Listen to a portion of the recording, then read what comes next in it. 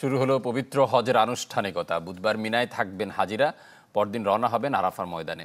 লাব্বাইক আল্লাহুম্মা লাব্বাইক ধ্বনিতে মুখর হবে পুরো ময়দান। পাপ মুক্তি ও আত্মশুদ্ধির আকুল বাসনা নিয়ে পবিত্র হজ পালন করছেন বিশ্বের বিভিন্ন প্রান্ত থেকে আসা লাখ লাখ মুসল্লি। জিলহজ মাসের চাঁদ দেখার পর ৪ জুন থেকে হজের আনুষ্ঠানিকতার ঘোষণা দেয় সৌদি আরবের সর্বোচ্চ আদালত। নিয়ম অনুযায়ী আজ ইহরাম বেঁধে সারাদিন মিনায় অবস্থান করবেন হাজিরা।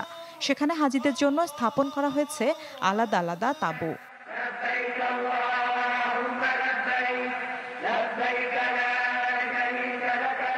বৃহস্পতিবার ফজরের নামাজ পড়ে মিনা থেকে ট্রেন, বাস ও পায়ে হেঁটে প্রায় ১৪ কিলোমিটার দূরে আরাফাতের ময়দানে যাবেন হাজিরা।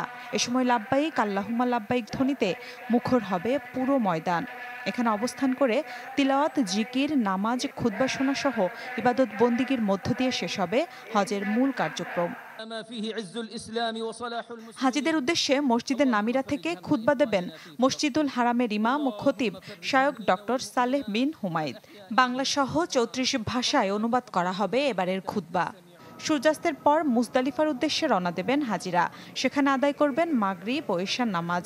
প্রতীকী শয়তানকে লক্ষ্য করে নিক্ষেপ করার জন্য সংগ্রহ করবেন নুড়ি ও পাথর।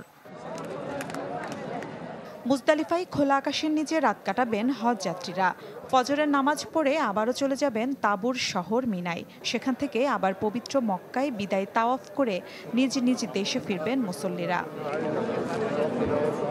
এবারের হজ ব্যবস্থাপনায় ৪০টির বেশি সরকারি সংস্থা এবং ২.৫ লাখ কর্মকর্তা কর্মচারী মোতায়েন করেছে সৌদি প্রশাসন। হজের সময় অনুমতি ছাড়া মক্কায় প্রবেশ না করতে বাড়ানো হয়েছে ড্রোন নজরদারি ও তল্লাশি।